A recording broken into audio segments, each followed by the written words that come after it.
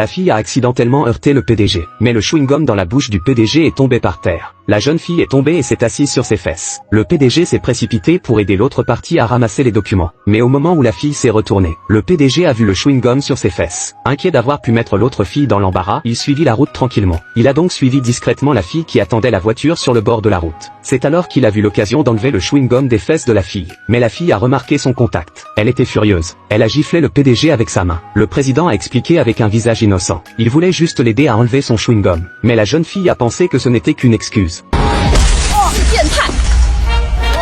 Mais l'homme explique que c'est vous qui m'avez frappé, et il s'est accroché à la balustrade, comme une bouée de sauvetage. C'est seulement à ce moment-là que le taxi est arrivé et lui a sauvé la vie. Voyant que le chauffeur continuait à insister, la fille a lâché les jambes du président. Puis elle l'a prévenu. La prochaine fois que nous nous rencontrerons, nous l'enverrons à la police. Puis elle l'a menacé et est partie en voiture. Ce n'est qu'après le départ de la jeune fille que le PDG a osé sauter de la balustrade. Il s'est ensuite plaint de n'avoir jamais rencontré une femme aussi impolie et insolente. Puis il a vu la carte d'identité de la jeune fille sur le sol. L'homme a dit que c'était le groupe de 11e. La jeune fille est enfin arrivée au palais. Dès qu'elle s'est assise, ses collègues ont commencé à parler. La rumeur dit que le nouveau PDG est beau et riche. La jeune fille s'est immédiatement entichée de lui. Mais le coup de téléphone de sa mère l'a interrompu dans ses commérages. Sa mère a été si insistante qu'elle lui a demandé d'aller à un rendez-vous à l'aveugle avec une veuve de 50 ans. Non seulement il est prêt à payer 200 000 € pour la dot, il allait lui donner toute sa pension pour qu'elle la garde.